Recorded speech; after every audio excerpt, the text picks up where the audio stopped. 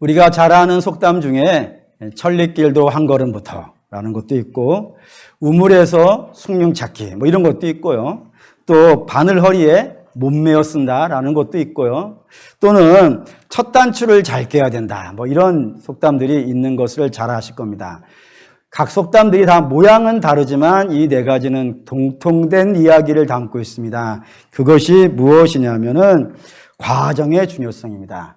다시 말해서 아무리 급하고 아무리 다급한 일도 올바른 결과를 만들려면요, 과정을 잘 거쳐가야 된다 이거예요.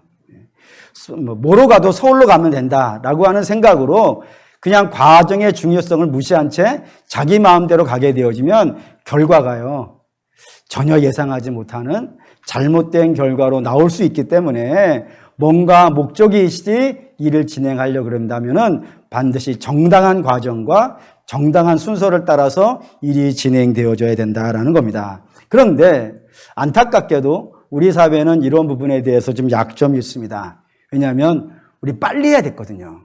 전쟁의 폐허에서 유럽이 몇백 년간에 걸쳐서 해왔던 것들을 몇십 년 만에 빨리 진행해야 되기 때문에 간혹 가다가는 껌겨 꽝 잡는 게 매라고. 어떤 목표만 이룰 수 있다면은 과정은 좀 약화된다든가 또는 생략된다든가 뭐 이런 것들을 좀 인정해주는 그런 문화가 생겨나기 시작했어요. 그 결과 과정을 무시했더니 뭐가 흔들리기 시작했냐면 기초가 흔들리기 시작한 겁니다. 기초가 흔들리니까, 기초가 약하니까 어느 정도까지는 잘 쌓아져 가는 거예요. 근데 어느 정도 넘어가면요, 이게 더 이상 발전을 못하는 그런 일이 발생되기도 했고, 또 기초가 탄탄하면은 좀 웬만한 바람과 지진에도 흔들리지 않을 텐데 그냥 막 쌓아다 가다 보니까 어느 정도까지는 쌓아졌지만 바람 불어도 견디지만 그 이상의 바람이 되면요, 기초가 약하기 때문에 쉽게 흔들리고 무너지는 일도 경험했다 이거예요. 그래서 그런 것들을 경험하면서 우리나라 사람들도 야, 이 과정이 중요하구나, 기초가 중요하구나, 당장 성과 내는 것보다는 차근차근 쌓아가는 것이 중요한 것이구나 라는 것들을 알기 시작하였고, 그러면서 좀 더 잘 되어졌다는 것, 뭐 우리가 알고 있는 이야기라 이겁니다. 그런데 이런 과정을 생략하는 이런 일들이 사회에서만 있었던 것이 아니라 우리의 신앙에도 이런 일들이 있었다 이거예요. 그래서 들어와서 우리의 신앙을, 기초를 약화시키는 일이 만들었다 이겁니다. 뭐가 그럴까요? 예를 든다면 질문으로 한번 해보죠. 질문 해보세요. 아주 기본적인 질문입니다. 그 기본적인 질문은 여러분들 생각하실 때 십자가 하면은 뭐가 떠오르십니까? 뭐 교회에서 날마다 보는 게 십자가잖아요. 십자가 하면은 뭐가 떠오르시고 뭐가 여러분들의 마음을 다 지배합니까? 라고 물어보면 되게 많은 성도들이 정답을 이야기합니다. 그 정답이 뭐예요? 하나님의 사랑 아닌가요? 하나님의 사랑이 떠오릅니다. 죄인을 구원하시는 그 하나님의 말할 수 없이 놀라운 사랑이 떠오르십니다. 당연한 것이고 맞는 이야기입니다. 그런데 문제는 뭐에 있을까요? 이게 사랑만 떠오르는 거예요. 사랑의 빛이 너무 강력해서 우리의 마음에 이 사랑의 이야기들만 떠오르고, 이 사랑의 이야기가 나오기 위하여서 하나님이 가장 먼저 행하신 것들은 놓치는 거예요. 그게 문제가 되어졌다 이겁니다. 그러니까 사랑만 붙잡고 그 앞에 있는 중요한 기초를 놓쳤기 때문에 그 뒤에 일어나는 일들은 불을 보듯 뻔해진 거예요. 기초가 약하니까 부작용들이 나타나기 시작했어요. 그 부작용 중에 제일 무서운 부작용이 뭐냐면 하나님을 두려워하지 않는 거예요. 하나님이 사랑이니까 우리를 그냥 무한대로 사랑하시고 우리를 귀히 여기시는 분이라는 그런 생각이 너무 강력하게 우리를 붙잡으니까 하나님이 우리는 이렇게 해도 봐주실 거야. 내지는 우리가 잘못하더라도 몇 마디 가서 이야기하면 용서해 주실 거야. 라고 하면서 하나님을 두려워하지 않고 심지어는 하나님 앞에서도 못된 일들을 하기 시작하였고, 더 심각한 건 우리 속담에 이런 거 있어요. 손자 오냐 오냐 했더니 뭐라 그런다고요? 할아버지 수염을 잡고 상투를 잡는다고 했는데 하나님이 자꾸 사랑이라 사랑이라 그러니까 하나님을 할아버지 취급하는 거예요. 그래서 머리채도 붙잡고, 하나님 수염도 붙잡고, 하나님 수염이 있다는 건 아닌데, 그런 행동들을 하는 일들이 발생이 되어졌다 이거예요. 근데 이런 것들을 성도들이 우리가 그런 일이 있을까라고 생각할지는 모르겠지만, 이런 것들 세상이 먼저 파악을 했어요. 세상이 먼저 파악을 해가지고, 이걸 영화로 만들었네. 영화로 만들어가지고 우리에게 보여줬단 말이에요.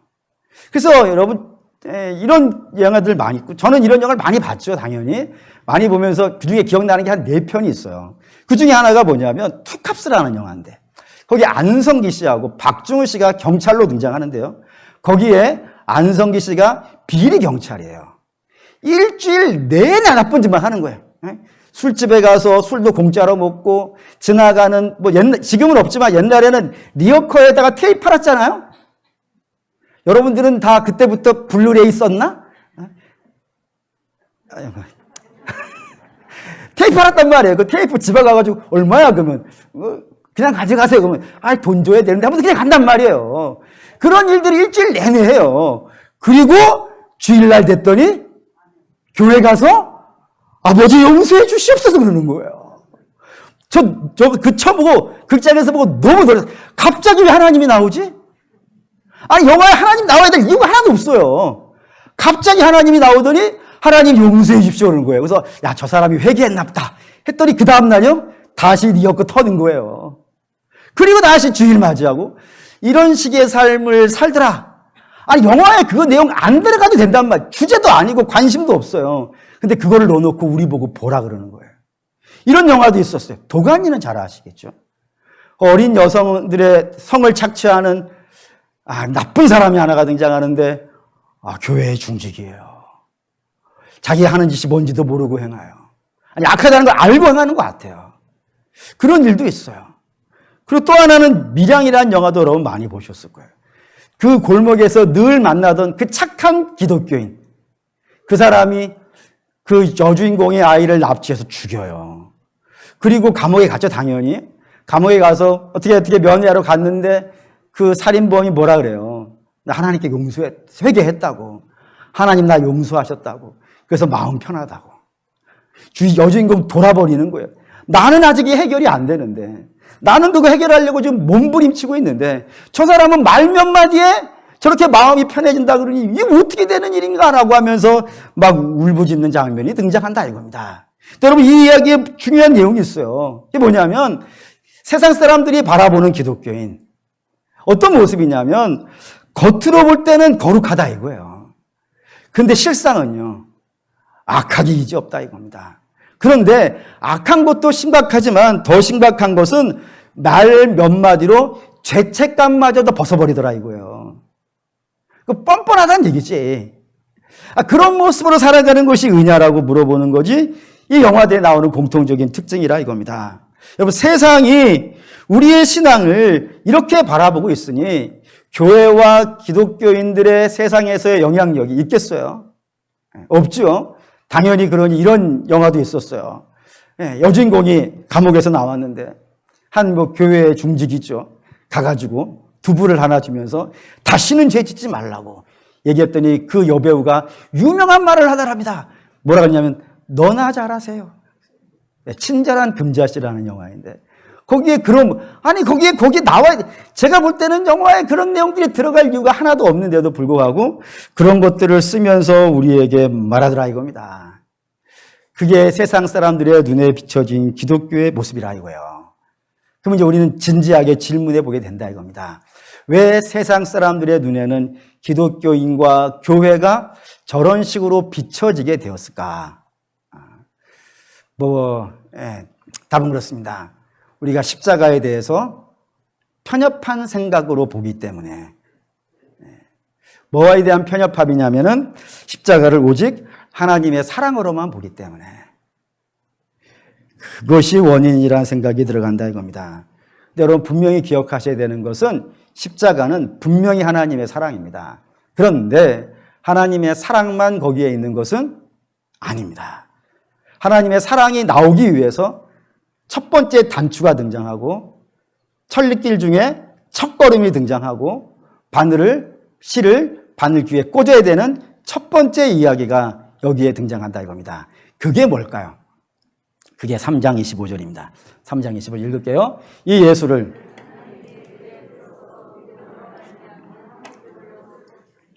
이는 하나님께서 길이 참으시는 중에 전에 지은 죄를 관과하심으로 자기의 의로우심을 나타내려 하심이라. 여기 이제 첫 번째 여러분들이 보셔야 되는 건 세우셨으니라는 동사입니다. 이 세우셨으니라고 하는 동사의 헬라어는 프로에테토라고 불리는 단어인데 이 프로에테토라는 단어의 헬라어 문법이 중요해요. 이거 어려운 말 하게 됐어요, 이제. 근데 이걸 할 수밖에 없어요, 이걸 얘기하려면.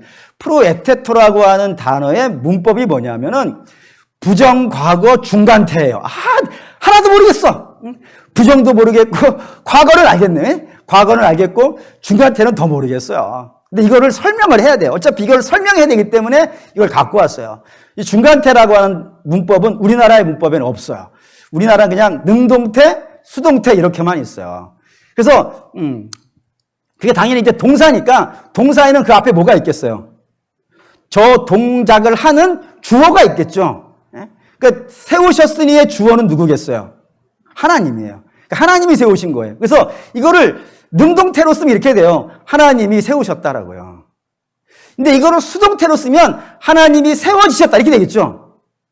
근데 이거로 설명이 안 되는 거예요. 능동태로도 설명이 안 되고 수동태 하나님이 세우셨다 이걸로도 설명되지 않는 것이 중간태예요. 그 중간태는 저 하나님께서 세우셨다 그 사이에 단어 하나가 더 들어가요. 중간태로 번역을 하면 그게 뭐냐면 자기를 위해서예요. 자기를 위해서 세우셨다. 이렇게 쓰는 게 영어로 셀프라고 해달라나? 어쨌든 하나님께서 자기를 위해서 세우셨다라는 것으로 쓰여질 때 저 세우셨다를 중간태로 쓴다 이겁니다. 근데 여기에 본문에 3장 25절을 사도 바울이 중간태로 썼다는 거예요. 다시 말해서 하나님께서 자기를 위해서 세우셨다고요. 뭐를요? 십자가를. 놀랍죠? 여러분 놀라셔야 돼요. 왜냐하면 우리가 지금까지 알고 있기로는 십자가는 누구를 위해 세운 거라고 생각하는 거예요. 우리를 위해. 당연히 맞아요. 우리를 위해서 세우셨어요. 그런데 우리만이 아니라 이겁니다. 하나를 더 넣어야 된다 이거예요. 그게 뭐냐면은 하나님이 자기를 위해서 자기가 당신이라겠죠. 하나님이 당신의 목적을 위하여서 당신을 위하여서 이 십자가를 세우셨다는 겁니다. 그러면 이제 질문이 되는 거예요. 왜 하나님께서 이렇게 하셨는가? 25절 다시 볼게요. 읽겠습니다. 이 예수를 하나님이 그의 피로 써 믿음으로 말미암는 화목제물로 세우셨으니 이는 하나님께서 길이 참으시는 중에 전에 지은 죄를 간과하심으로 자기의 의로우심을 나타내려 하심이라 했습니다. 다음 보셔야 되는 건 간과하심이라 하는 단어예요. 이게 헬라어로 파라신이라고 불리는 단어인데 이 단어는 굉장히 재밌어요. 어느 면에서 재밌냐면 성경에는 창세기에서부터 요한계시록까지 66권의 어마어마한 단어들 나오지 않겠어요. 그 어마어마한 단어 중에서 헬라어로 다 번역할 수 있어요. 창세기 1장부터 전부 다 헬라어로 쓸 수 있어요. 근데 그 모든 단어 중에서 파라신이라는 단어는 여기 한 번 나와요. 안 나와요, 다른 데는. 그러니까 성경이 원래 쓰는 단어가 아니온 거예요. 근데 원래 쓰지 않는 단어를 사도 바울이 여기다가 썼다 이겁니다. 그러면 이걸 괜히 쓴 게 아니라는 거예요. 저거를 사도 바울이 고민을 어마어마하게 하는 겁니다. 내가 지금 복음을 설명을 해야 돼요. 그 중에서 십자가를 설명해야 되는 겁니다. 십자가를 설명하려고 이방 사람들에게 아직 복음이 무엇인지 모르는 사람들에게 십자가를 설명을 해야 되는데 어떻게 해야 십자가를 잘 설명할 수 있을까 고민하지 않겠어요. 그 고민하다가 하나 단어를 찾아냈으니 그 단어가 파라신이라 이겁니다. 이게 간과하심이에요. 근데 그걸 우리식으로 번역을 하면 이런 식이 돼요. 미루다요. 미루다. 미루다는 뜻이 이런 거잖아요. 어떤 계획이 있어요. 이 계획을 진행을 해야 돼요. 그런데 이 일을 이런저런 이유가 있어가지고 자꾸 다음에 이렇게 미룰 때 저 파라신이라는 단어를 쓴다 이겁니다. 그럼 이제 이게 우리에게 아주 중요한 질문이 됐어요. 두 가지 이야기가 이 파라신 때문에 생긴다 이겁니다. 첫 번째는 뭐냐면 그러면 왜 하나님이 미루실까요? 아니 그 앞에 하나 더 해야겠네. 뭐냐면 그럼 하나님 뭐를 미루신 거예요 지금? 죄를 심판하는 것을 미루셨다 이거예요. 이게 이제 우리에게 중요해요. 두 가지 이야기가 돼요, 여기서. 첫 번째는 왜 하나님께서 죄를 심판하는 것을 미루실까요? 왜 미루실까요? 이유는 이거예요. 하나님의 구원의 계획이 아직 세상에 드러나지 않았기 때문이라 이겁니다. 이걸 여러분 잘 이해하셔야 됩니다. 하나님이 죄에 대한 갖는 생각은 처음부터 끝까지 다 하나입니다. 그게 뭐냐면 하나님은 죄를 용납하신다, 용납하지 않으신다. 용납하지 않으신다는 거예요. 용납하지 않으시고 뭘 하셔요? 오히려 심판하신다 이겁니다. 얼마나 하나님이 심판이 심각하냐면은 첫사람 아담이 하나님의 말씀을 어기고 선악과를 먹잖아요. 그때 하나님께서 그 아담을 어떻게 하시나요? 내보내버리시죠. 언제 내보내세요? 1년 뒤에 내보내세요? 한 2년 뒤에 내보내세요? 아니, 즉시 내보내세요. 왜 즉시 내보내실까요? 하나님은 죄인과 잠시도 같이 거하지 못하는 거예요. 마치 빛이 어둠과 동시에 같이 있지 못하듯이 하나님은 죄인하고 함께 있지 못하시기 때문에 나 너하고 못 살아. 난 너 못 살아. 당장 나가. 이렇게 해야 될 만큼 하나님이 죄를요 싫어하신다 이거예요. 그 장면 하나 더 보시죠. 출애굽기 19장 12절입니다. 이거 읽어볼게요. 읽겠습니다. 너는 백성을 위하여 주위의 경계를 정하고 이르기를 너희는 삼가 산에 오르거나 그 경계를 침범하지 말지니 산을 침범하는 자는 반드시 죽임을 당할 것이라. 이 언제 이야기냐면 이스라엘이 출애굽을 했어요. 애굽에 있는 이스라엘이 아니고 애굽에서 하나님이 놀라운 기적과 역사를 일으키셔가지고 끄집어내셨다고요. 그래서 어디로 데려가시냐면 시내산에 도착을 하신 거예요. 시내산에 도착하신 것은 이들에게 뭘 주려고? 계명을 주려고. 그래서 계명을 주시기 위해서 모세를 어떻게 하라는 거예요? 올라와라. 시내산으로 올라와라. 라고 명하시는 장면이에요. 근데 명하실 때 모세에게 하나 더 말씀하신 거예요. 너 올라오는데 그냥 올라오면 안 돼. 이 시내산에다 경계를 세워. 금줄을 쳐, 금줄을 쳐가지고 이 백성들이 이 금줄 안으로 못 넘어오게 해. 만약에 내가 허락하지 않았음에도 불구하고 저들이란 건 애굽 사람이 아니에요. 하나님 원수된 자도 아니고 이스라엘이에요. 구원한 자들이라고요. 그들도 내가 정한 이 금줄 안으로 자기 마음대로 호기심 때문에 나를 보겠다고 궁금해서 들어왔다가 어떻게 한다고요? 반드시 죽인다 이거예요. 내 영역 안에 죄인은 절대로 못 들어와. 내가 반드시 죽일 거야. 그러니 저들이 살려면 여기 들어오면 안 돼. 라고 하실 만큼 애굽 사람에게 이야기하신 거 아니에요. 열방 모두에게 이야기한 것도 아니에요. 애굽에서 건져낸 이스라엘 향해서 하나님이 이 정도로 이야기하신다고요. 그렇다면은 하나님이 죄에 대해서 얼마나 싫어하는지 느껴지시죠. 이런 모든 표현들 하나하나가 하나님이 죄에 대한 극단적인 거부감을, 아주 극도의 분노함을 나타내고 있는 그런 문장이라 이겁니다. 이처럼 하나님은 죄를 거부하셔요. 근데 거부하시는 것뿐만 아니라 오늘 봤듯이 하나님은 죄에 대해서 공격하는 본성을 가지고 있다 이겁니다. 죄인을 만나면 그 즉시 심판하셔야 되는 그런 분이라 이거예요. 근데 여기에 문제가 있는 거라는 말입니다. 그 문제가 뭐냐면 하나님이 우리에게 약속하신 게 하나가 있는데 그 약속이 뭐예요? 죄인을 구원하신다는 이야기예요. 근데 그 약속을 언제 하신 거예요? 언제 하셨을까요? 에베소서 1장 읽겠습니다. 곧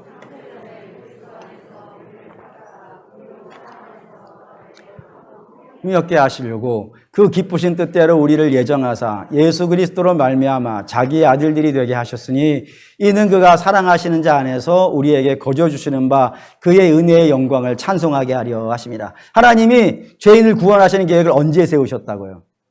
창세 전에. 모든 사람이 있기도 전에 하나님께서 그 구원의 계획을 정하시고 예정하셨다 이거예요. 그런데 하나님께서 그 뒤에 사람은 난 거 아니겠어요? 그 난 사람이 죄인이라 하여서 하나님의 심판을 시작한다면 어떤 일이 벌어지겠어요? 죄의 삭이 뭐죠?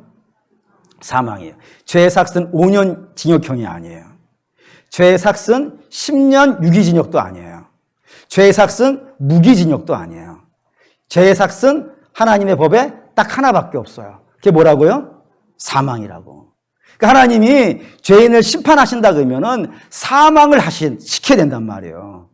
근데 사망을 시켜버리면 죄인을 만나는 족족 사망을 시켜버린다 그러면은 하나님의 구원의 계획이 어떻게 되는 거예요? 망하는 거 아니겠어요? 그러니 하나님께서 구원의 계획을 이루시려면 어떻게 해야 되는 거예요? 이 땅에 구원의 방법이 나타날 때까지 어떻게 하셔야 되는 거예요? 미뤄야 된단 말이에요. 그 구원의 방법이 뭐예요, 여러분? 하나님께서 천하 만민에게 구원의 방법으로 주신 건 다 하나밖에 없어요. 그게 뭐예요? 예수예요, 예수. 그러니까 예수님이 나타날 때까지는 하나님 어떻게 하셔야 되는 거예요? 심판을 미루셔야 된다고요. 그게 간과하심이에요. 전에 지은 죄를 간과하심. 구원에 하나님이 이 땅을 구원하시려고 하는, 하나님이 당신의 백성을 창세전에 예정하셨던 그 구원을 이루시기 위해서는 메시아된 예수가 오셔야 되고, 그 예수가 오실 때까지는 하나님께서 어떻게 하신다고요? 죄를 미루고 죄에 대한 심판을 미루면서 오늘 여기까지 왔다라고 한단 말이에요. 그게 간과하심이에요. 이게 첫 번째 질문이고, 두 번째 질문은 이거예요. 그러면 구원의 방법이 예수라 그랬습니다. 근데 그 구원의 방법이 나타났어요, 안 나타났어요? 네. 할렐루야. 아니, 나타났어요, 안 나타났어요? 아니, 구원의 방법이, 천하 만민에게 구원의 방법은 여러 가지가 있는 게 아니에요. 사도 베드로가 이제, 진짜. 천하 만민 중에 구원을 얻을 다른 이름을 우리에게 주신 적이 없단 말이에요. 예수밖에 없어요. 근데 그 예수님이 나타났어요, 안 나타났어요? 나타났단 말이에요. 나타났으니까 그동안 밀어놓았던 죄의 심판을 하셔야 돼요, 안 하셔야 돼요? 하셔야지. 하셔야 되잖아요. 이제 이전에는 구원의 방법이 안 나타났어. 그때까지 좀 이렇게 모든 천하 만물을 놓고 나 그때까지 좀 미룰게.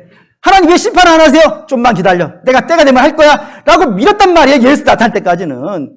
근데 구원의 방법이 나타났단 말이에요. 그러면 심판을 행하셔야죠. 행하셔야 된다 이거예요. 그때도 안 행하시면 하나님 불의한 하나님 되니까 하나님께서 그때 나타나셔가지고 나타나신 예수 그리스도를 향하여서 당신의 심판을요 행하셨다 이거예요. 오랫동안 참아온 것.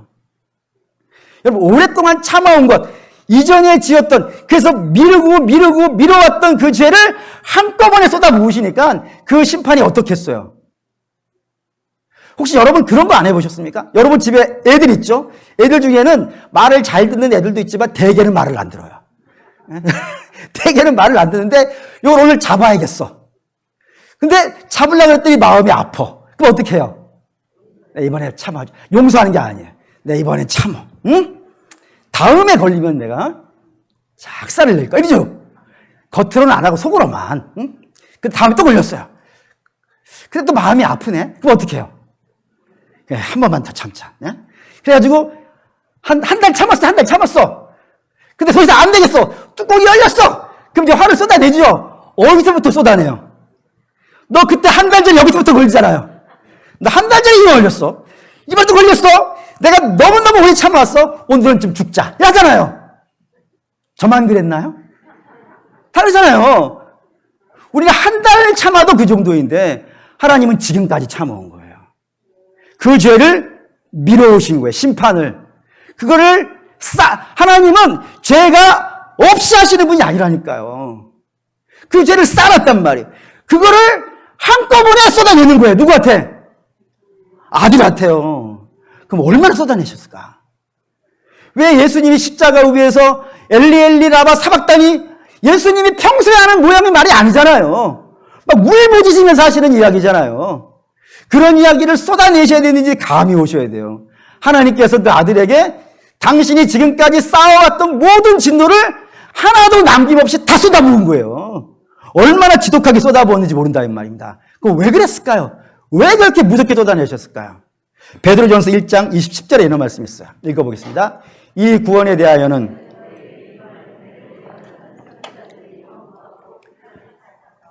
자기 속에 계신 그리스도의 영이 그 받으신 고난과 후에 받으실 영광을 미리 증언하여 누구를 또는 어떠한 때를 지시하시는지 상관이라. 그 섬긴 바가 자기를 위한 것이 아니요 너희를 위한 것임이 계시로 알게 되었으니 이것은 하나님으로부터 보내신 성령을 힘입어 복음을 전하는 자들로 이제 너희에게 알리신 것이요 천사들도 살펴보기를 원한 것이라. 여기 이제 하나님의 구원의 이야기를 설명하는 겁니다. 거기에 오늘 우리가 봐야 되는 건 맨 마지막이에요. 천사도 살펴보기 원했다고요. 뭐를요? 하나님이 구원하시는 거를. 왜 천사가 하나님이 구원하는 거를 궁금해가지고 저 어떻게 구원하시려고 하는가 이렇게 궁금해서 쳐다봤을까요? 이게 천사들이 상상할 때는 이해가 안 돼서 그래요. 왜냐하면은 천사는 어떤 존재일까요? 천사는 영적인 존재예요. 영적인 존재에서 그가 뭐 죽고 살고 뭐 이런 개념이 아니에요. 늘 하나님이 그 천사를 만들었을 때부터 계속 있어온, 지금까지 있어온 존재가 천사예요. 그러니 하나님 옆에서 늘 하나님과 함께 하면서 봐왔단 말입니다. 그렇기 때문에 하나님을 잘 알겠어요? 모르겠어요? 잘 알겠죠. 하나님을 누구보다도 잘 아는 것이 천사일 거예요. 근데 지금까지 보아온 그리고 잘 알고 있는 천사들이 봤을 때 하나님이라는 분은 어떤 분이냐면 불의하고 타협하는 분이 아니에요. 또한 죄와 동거하시는 분도 아니에요. 그게 하나님의 원래의 모습이라고요. 그런데 그 하나님이 죄인을 구원한다 그런 거예요. 지금 말이 서로 어긋났잖아요. 하나님은 죄를 용납하지 않으신다니까요. 근데 그 죄인을 구원하시겠다 그러는 거예요. 서로 안 맞는 말이 어떻게 이루어 가시려고 하는가. 이게 천사들이 볼 때는 너무 이해가 안 되는 거예요. 어떻게 하시려고 라는 거예요. 뿐만 아니라 천사들이 볼 때는 또 하나 관심거리가 있어요. 그게 뭐냐면 사탄인데, 사탄이 성경에는 원래 하나님의 피조물이고 어떤 피조물로 되어 있어요? 천군 천사장으로 되어 있어요. 그가 교만하여져서 하나님의 영광을 찬탈하기 위해서 반역을 한 거란 말이에요. 근데 그 반역을 할 때 혼자 한 것이 아니고 하늘의 천사들을 섭외해가지고 자기 편 만들어가지고 그 세력으로 하나님께 도전을 했단 말입니다. 그래서 하나님이 그들을 어떻게 하세요? 하늘에서 쫓아내버리셨다고요. 심판해서 땅으로 던져버렸단 말이에요. 그래서 하늘에 별들이 막 떨어졌다고 주께서 말씀하시잖아요. 그래서 쫓아냈어요. 근데 쫓아낸 걸로 끝나지 않을 거예요. 저들 어떻게 될 거예요? 하나님의 심판을 받을 거예요. 이게 사탄과 사단을 따르는 추종자들의 미래예요. 그런데 이 미래와 아주 유사한 존재가 하나 있으니 그게 사람인 거 아십니까? 사람도 하나님이 만드신 피조물이에요. 근데 그 피조물이 교만하여져서 하나님과 동등되려고 했고, 그래서 하나님이 저들을 심판해서 에덴에서 어떻게 하세요? 쫓아내버리셨어요. 쫓아내는 걸로 끝나지 않을 거예요. 하나님 저들을 심판하실 거란 말이에요. 그러니까 사탄과 사람은 지금 거의 비슷한 운명에 놓여져 있는 거예요. 그래서 천사들이 볼 때 하나님이 저들을 어떻게 하실까 매우 궁금하지 않겠습니까? 그럴 때 이 자기의 옛날 동료들, 저 사탄과 천사들의 운명은 뭐에 의해서 결정이 되어질 거냐면 하나님에 의해서 결정이 될 거예요. 근데 하나님이 결정하실 때 예를 들어서요, 사람을 심판해 버리신다면은, 사람을 심판해 버리신다면 사탄과 귀신들은 어떻게 되겠어요? 당연히 심판받겠죠. 애누리 없이. 왜요? 여러분, 사단은 하나님의 피조물인데 이 피조물이 재밌어요. 어떻게 재밌냐면 공중 나는 새나 들에 핀 꽃과 천사는 같은 급인 거 아시나요? 같은 급이라는 건 계급이 있다는 것이 아니라 천사들이나 공중에 나는 새나 몽땅 다 그냥 하나님의 피조물이에요. 그래서 하나님이 저들에게는 뭐가 돼요? 창조주일 뿐이에요. 근데 사람은 달라서 그래요. 사람은 하나님이 그냥 단순히 창조주만은 아니에요. 사람에게 하나님은 뭐예요? 아버지인 거 아시나요?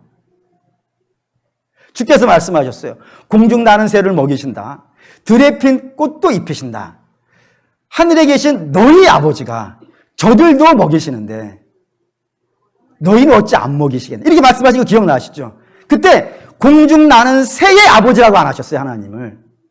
들에 핀 꽃의 아버지라고 말씀하시지 아니하시고 누구의 아버지라고요?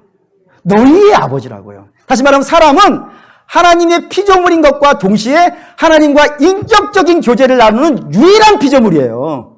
유일한 피조물이에요. 달라요, 급이. 하나님과 인격적인 교제, 아버지와 자녀의 교제를 가질 수 있는 유일한 피조물이 사람이기 때문에 그런 사람도 하나님이 죄로 말미암아 심판을 하신다면 단순한 피조물인 천사들은 어떻게 되겠어요? 뭐그 말할 것도 없어요. 그냥 심판을 받는 거예요. 그렇게 될 거예요. 그러니까 사람이 심판을 받으면 사단은 죽을 거예요. 근데 하나님이 사람을 용서하셨어요. 그러면 사단에게는 길이 생기죠. 무슨 길이 생겨요? 자기 살 길이 생길 아니겠어요? 어떻게 해요? 하나님은 공평히 하나님 아니십니까? 저 죄인도 용서해 주셨다면 공평하신 하나님이라면 나도 용서해 주셔야 되지 않겠습니까? 라고 따질 수 있겠죠. 따진다고 될 문제는 아니지만 사단에게 하나님께 공격할 수 있는 공격 거리가 생기잖아요. 그래서 하나님이 그 공격당하는 게 싫으니까 그래 그러면 내가 사단도 용서해 줄게 이렇게 가버리면요. 더 복잡해지죠. 왜냐하면 그때부터는 하나님은 불의한 하나님이 되시는 거예요. 예수 그리스도가 나타났음에도 불구하고 그 죄에 대해서 용서해 버리셨으니 하나님은 불의한 하나님이 되시고 공의롭지 않은 하나님이 된다 이겁니다. 그러니 복잡하죠. 사람을 구원해야 돼요, 안 해야 되는 거예요. 구원하는 즉시 하나님 굉장히 복잡한 일이 발생된다 이겁니다. 그냥 죄에 대해서 깔끔하게 다 심판해 버리면은 뭐 누구도 이 말 저 말 하지 않고 깨끗하게 끝나는데 하나님이 죄인을 구원하신다 해버렸기 때문에 아주 복잡한 문제들이 생겨버렸어요. 그래서 천사들이 봤을 때 도대체 하나님은 저 문제를 어떻게 푸시려고 저렇게 이야기를 선포하셨는가 궁금해가지고 그 구원의 이야기를 살펴봤다 이겁니다. 그랬더니 하나님이 죄인을 구원하시더라 안 하시더라? 하시더라 이거예요. 어떻게 해서요? 심판을 안 하셔서요? 아니더라 이겁니다. 심판을 하시더라 이거예요. 누구에게요? 아들에게 쏟아버리시더라 이거예요. 그것도 남김없이 쏟아버리시더라 이거예요. 그래서 사단이 할 말이 없는 거예요. 왜요? 사람을 용서해 주신다 그러면 자기가 어떻게 비벼볼 만한데 사람보다 하나님께 더 귀중한 존재가 누구예요? 아들 아니에요. 그 아들에게 사람의 모든 죄를 다 짊어지게 하시고 저 아들에게 진노를 쏟아부으시는데 어떻게 쏟아부으시더라고요? 남김없이. 하나님의 속 안에 어떠한 분노도 남지 않을 만큼 그냥 완벽하게 아들에게 다 쏟아부으셨다 이거예요. 그랬으니 하나님이 죄에 대해서 심판하신 거죠. 심판하셨으니까 사단은 어떻게 되겠어요? 죽는 거지. 아들도 심판하셨는데 네가 뭐야 하면서 죽는 게 됐단 말입니다. 그러니 하나님께서 이걸 이렇게 말씀하시는 거예요. 25절 다시 볼게요. 이 예수를 하나님이 그의 피로써 믿음으로 말미암아 화목제물로 세우셨으니 이는 하나님께서 길이 참으시는 중에 전에 지은 죄를 간과하심으로 자기의 의로우심을 세우려 나타내려 하십니다. 예. 거기에서 하나님이 왜 심판하셨다고요? 전에는 간과하셨다니까. 전에는 밀어놓으셨다니까요. 그 밀어놓으신 것을 아들에게 다 쏟아부으셨다고요. 뭐 때문에요? 자기의 의로움 때문이야 이거예요. 나 불의한 하나님 아니야. 너희가 죄인을 용서한다고 해가지고 내가 죄를 용납해 줄 것 같아? 나는 절대로 그런 일 없어. 나는 죄에 대해서 어떻게 하는 하나님이에요? 심판하시는 하나님이에요. 그리고 심판을 누구에게 쏟아부었다고요? 아들에게 남김없이 쏟아부었어. 나는 죄를 미워해. 끝까지 미워해. 앞으로도 미워할 것이고 죄는 내가 용납하지 않아. 나는 아들을 죽일 정도로 죄를 미워해. 그러니 그게 내 의야. 받지? 라는 거예요. 온 피조물들 앞에 사람과 그리고 사단과 그리고 천사와 그리고 이 땅 모든 만물들 앞에 나는 죄를 용납하지 않아. 나는 끝까지 용납하지 않을 것이고 나는 죄를 미워해. 그걸 내가 증명해 줄게 하면서 아들을 십자가에 달아서 죽여버렸다 이거예요. 그게 하나님의 공의라 이겁니다. 그리고 나서 5장 8절이에요. 5장 8절 로마서 읽겠습니다. 우리가 그리스도께서 우리를 위하여 죽으심으로 하나님께서 우리에 대한 자기의 사랑을 확증하셨느니라. 사랑 언제 나와요? 심판을 행하고 나오시는 거예요. 뜬금없이 사랑이 나오는 게 아니에요. 갑자기 하늘에서 뚝 떨어진 사랑이 아니라 하나님이 죄를 심판하시고 그 뒷장에 나오는 거예요. 고로 사랑하는 우리 믿음의 성도 여러분, 하나님은 사랑을 행하시는데 당신의 공의를 희생시키지 않아요. 그래서 신학적으로 멋있는 말이 있어요, 이것이. 십자가를 향한 신학적인 멋있는 말이 있는데, 멋있으니까 할게요. 내용은 이래. 신학이니까 어려울 것 같지만 사실 어렵지도 않아요. 십자가는 무엇인가? 하나님의 공의와 하나님의 사랑이 만나는 자리라 이거예요. 절묘한 키스의 자리라고 써 있어요. 하나님은 당신의 사랑을 행하시는데 공의를 희생시키지 아니하시고 당신의 공의를 하시면서 사랑을 끄집어내시는 그런 하나님이라는 것이 바로 십자가라 이겁니다. 그렇기 때문에 사랑하는 믿음의 성도 여러분, 엄밀하게 말해서 여러분들이 십자가를 보시면 가장 먼저 떠올라야 되는 건 사랑부터 나오면 안 돼요. 사랑이 결론이기는 한데 사랑부터 나오면 안 되고 하나님이 당신의 의를 세우시기 위하여서 뭐를 행하셨다? 심판을 행하셨다. 그 하나님의 공의가 먼저 여러분들에게 떠올라야 돼요. 그러면은 하나님이 죄를 얼마나 싫어하시는지, 얼마나 극도로 분노하시는지 그게 먼저 떠올라야 되는 것이 십자가를 보면서 여러분들이 마땅히 떠올라야 되는 마음이라 이겁니다. 하나님의 사랑도 이렇게 설명해요. 그래서요. 하나님의 사랑도 하나님은 죄를 너무너무 미워하시죠.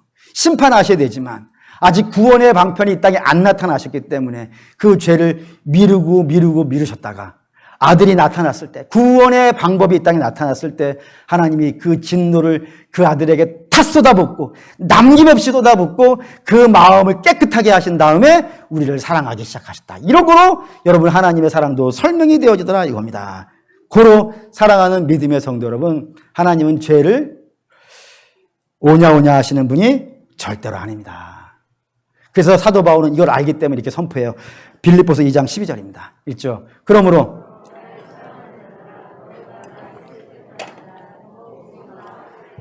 항상 복종하고 두렵고 떨림으로 너희 구원을 이루라. 여기 오해하시면 안 되는 말씀이 두렵고 떨림으로 너희 구원을 이루라 했다 해서 우리 보고 구원을 만들어내라는 말이 아닙니다. 우리는 구원을 만들어낼 수 있는 사람이 아니에요. 근데 저렇게 쓰는 것은 뭐냐면 그 앞에 두렵고 떨림이기 때문에 이를 강조하기 위해서입니다. 그러니까 너희가 구원받은 자이냐 묻는 거예요. 너희가 구원받은 자라면 너희가 하나님 앞에서 두렵고 떨림으로 살아야 되지 않냐라는 거예요.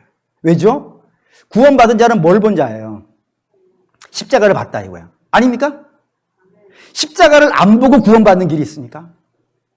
구원받은 자는 십자가를 본 자예요. 그럼 십자가는 맨 처음에 무슨 이야기라고요? 하나님이 죄를 심판하신 걸 보았단 말이에요. 근데 하나님이 죄를 얼마나 미워하시면 그 아들의 어깨 위에다가 죄의 짐을 지어놓고 죽이시는 분이신데 그걸 봤다면은 어떻게 우리가 그 죄 안에 거하고 살 수가 있겠어요? 안 봤으면 모르지. 세상 사람들처럼 하나님이 당신의 아들을 죽이는 걸 안 봤다 그러면 모르겠어요. 그런데 하나님의 백성이라고 하는 사람들은 하나님이 죄를 미워해서 아들을 죽이는 걸 봤잖아요. 봤으면 이 땅을 어떻게 살아야 되는 거예요? 저 두렵고 떨림으로 살아야 된다고요. 왜요? 내가 구원받은 자로 제대로 살고 있는가? 하나님이 아들을 죽이셔가지고 그 피로 위에 죄를 씻어가지고 우리를 자녀 삼아 주셨는데 그런 은혜를 베푸셨는데 그런 은혜를 받은 우리가 지금 제대로 살고 있는가? 하나님의 기쁨이 되고 있는가? 하나님이 살라고 하는 길을 살고 있는가? 이것 찾아보기도 지금 바빠 죽겠는 거예요. 그런데 어떻게 우리가 설원에 봤던 그 영화에 나온 사람들처럼 그냥 주일날 말로써 몇 마디 하고 일주일 내내 그런 삶을 반복할 수가 있겠어요? 그게 가당키나 하겠습니까? 어떻게 직분을 갖고 있다 그러면서 악한 행동을 양심의 가책 없이 행할 수가 있겠으며 뿐만 아니라 그냥 몇 마디 말로 그 죄책감마저 벗어버리고 그렇게 편안할 수 있겠어요? 불가능하다 이겁니다. 십자가를 안 봤다면 그럴 수 있어요. 구원을 안 받았다면 그럴 수 있어요. 그런데 구원받은 자는 그럴 수가 없는 거예요. 하나님이 죄에 대해서 분노하는 걸 봤기 때문에, 극도로 싫어하는 걸 봤기 때문에 우리는 그럴 수가 없다 이겁니다. 그렇기 때문에 우리는 늘 두렵고 떨림으로 하나님 섬겨야 되는 거예요. 두렵고 떨림으로 예배하고, 두렵고 떨림으로 봉사하고, 두렵고 떨림으로 하나님께서 내게 주어진 믿음의 기업을 거기서 믿음을 지키려고 몸부림치는 거예요. 그런데 우리 연약함으로 인하여서 그게 안 됐어요. 그러면 어떻게 하는 거예요? 고통스러워야지 그게. 고통스러워서 회개가 나오는 거예요. 그냥 면피하기 위해서 회개가 나오는 것이 아니라 내가 하나님 앞에 잘 살겠다고 약속해놓고 그거를 나의 죄 때문에 못 사는 것이 너무 고통스러워서 하나님 앞에 몸부림치는 게 회개이지 면피하기 위해서 하는 회개가 아니더라 이겁니다. 그로 사랑하는 믿음의 성도 여러분, 바라고 원하는데 우리가 매일같이 보는 게 십자가 아니겠습니까? 거기서 여러분들은 하나님의 사랑을 느끼는 거 마땅합니다. 마땅합니다. 그런데 사랑으로 갑자기 뻥 가지 마시고 하나님이 죄를 미워하시는 것도 보셔야 돼요. 십자가에서. 저렇게 죄를 미워하시는 분이라면 하나님이 나를 어떻게 보실까? 구원받았다고 하면서 난 이렇게 사는 게 지금 맞고 있는가? 라는 것들을 여러분들 생각해 보셔야 된다 이겁니다. 주일날이에요. 주일날은 가급적이면 기분 좋은 설교하는 게 저도 좋겠는데 그래서 평소에는 센 설교도 하죠. 근데 주일날은 믿음이 연약한 분들도 모이고 그렇기 때문에 이왕이면 좀 달달한 거 하는 것이 좋겠지만 그게 안 되겠는 거예요. 왜냐하면은 믿음이 좋은 분만 그 죄의 심각함을 알고 믿음이 아직 연약한 분들은 죄의 심각함을 모른다 그러면요. 이 영적인 부익부 빈익비를 어찌합니까? 오히려 더 믿음이 연약한 분, 믿음이 좀 많이 잘 갖춰진 분들은 스스로 죄에 대한 감각이 생기니까 그럴 수 있죠. 들들을 수 있어요. 근데 믿음이 연약한 분일수록 죄에 대해서 들으셔야 되고요. 죄에 대해서 하나님이 분노하시는 거 보셔야 되고요. 그리고 죄에서부터 떠나셔야 돼요. 옛날에 거기 계시면 안 돼요. 우리는 하나님의 예정받고 예수의 피로 구원받은 백성이에요. 죄 속에 거할 수 없고 하나님이 기뻐하시지 않는 삶을 살 수 없어요. 우리는 하나님의 기쁨이 되는 삶을 살아야 돼요. 그 사랑하는 믿음의 성도는 바라고 원하는데 십자가를 보시면서 하나님을 두려워하시기 바랍니다. 하나님을 두려워하셔야지 그 속에서 하나님이 얼마나 위대한 사랑을 베푸시는지 그 사랑도 알 수 있어요. 두려움 없는 사랑은 어쩌면 만홀히 여기는 일이 될 수 있어요. 그러니 하나님 우리가 온전히 섬기기 위해서라도 저와 여러분들은 먼저 하나님을 죄에 대해서 분노하시는 하나님을 알기를 바라고 그리고 분노하시는 그 분노를 아들에게 쏟아부으시고 우리를 건져내시는 하나님이심을 같이 아시는 저와 여러분 되시기를 주의 이름으로 축원합니다. 아멘.